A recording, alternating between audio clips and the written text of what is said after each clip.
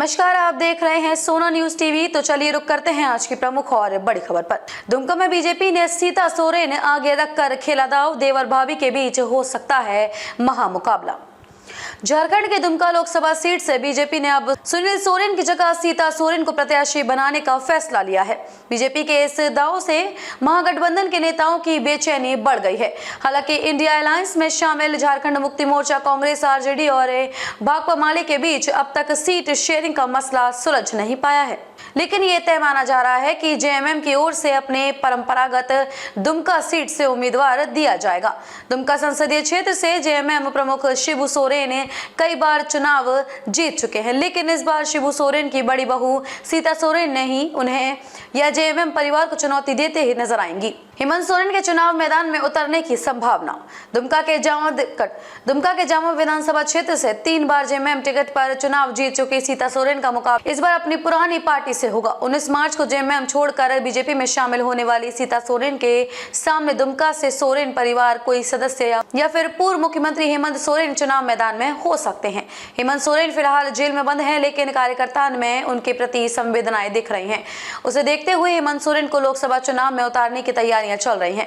ऐसा होने पर पहली बार झारखंड में शिबू सोरेन परिवार के 2 सदस्य एक सीट पर आमने सामने होंगे। 8 बार दुमका लोकसभा सीट का प्रतिनिधित्व कर चुके शिबू सोरेन जेएमएम सुप्रीमो शिबू सोरेन के लिए दुमका कर्म भूमि रही। शिबू सोरेन ने अपना पहला चुनाव 1977 में टुंडी विधानसभा क्षेत्र से लड़ा था, लेकिन उनकी हार हो गई थी। इसके बाद 1980 में शिबू सोरेन ने दुमका लोकसभा सीट से पहली बार जीत हासिल की, लेकिन 1984 के आम चुनाव में उन्हें कांग्रेस के पृथ्वी चंद किस्कू के हाथों हार का सामना करना पड़ा। लेकिन फिर 1989, 1991, 1996, 1998, 2004, इसके अलावा 2002 में वो राज्यसभा के लिए भी चुने गई। लेकिन 2002 में दुमका लोकसभा उपचुनाव में जीत के बाद उन्होंने राज्यसभा सदस्यता से इस्तीफा दे दिया। शिबू सोरेन के नेतृत्व में 2005 में झारखंड के यूपीए गठबंधन की सरकार भी बनी, लेकिन 2 सप्ताह से कम समय में उन्हें इस्तीफा देना पड़ा।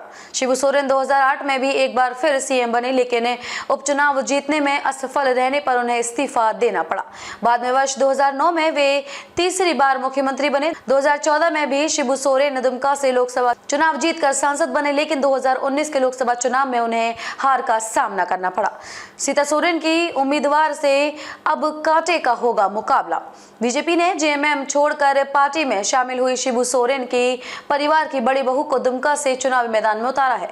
इससे सोरेन की दुविधा बढ़ गई है। एक और जहां हेमंत सोरेन के सामने अपने पिता की परंपरागत सीट को बचाए रखने की चुनौती होगी, वहीं सीता सोरेन के सामने दुमका सीट को बीजेपी के खाते में वापस लेने का दबाव होगा। जेएमएम प्रमुख शिबू सोरेन का स्वास्थ्य इन दिनों काफी खराब चल रहा है। ऐसे में इस बात की कम संभावना है कि वे चुनाव मैदान में उतरेंगे। वहीं शिबू सोरेन की जगह पूर्व मुख्यमंत्री हेमंत सोरेन के नाम चर्चा में है, लेकिन वे जेल में बंद हैं। ऐसे में पार्टी उन्हें चुनाव मैदान में उतारेगी। इसे लेकर भी उहापोह की स्थिति है, जबकि शिबू सोरेन के छोटे पुत्र बसंत सोरेन को भी चुनाव मैदान में उतारने पर विचार चल रहा है। बसंत सोरेन दुमका के अभी विधायक हैं।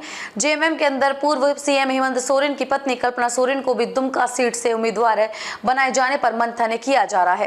हालांकि हेमंत सोरेन की रणनीति है कि कल्पना सोरेन को गांधी विधानसभा उपचुनाव में उम्मीदवार बनाया जाए, ताकि जरूरत पड़ने पर कल्पना सोरेन को अगले चुनाव में सीएम फेस के रूप में आगे किया जा सके। खबरों में अब तक के लिए बस इतना ही। फिर होगी आपसे मुलाकात ऐसी किसी बड़ी और खास खबर के साथ। तब तक के लिए नमस्कार और देखते रहिए सोना न्यूज टीवी।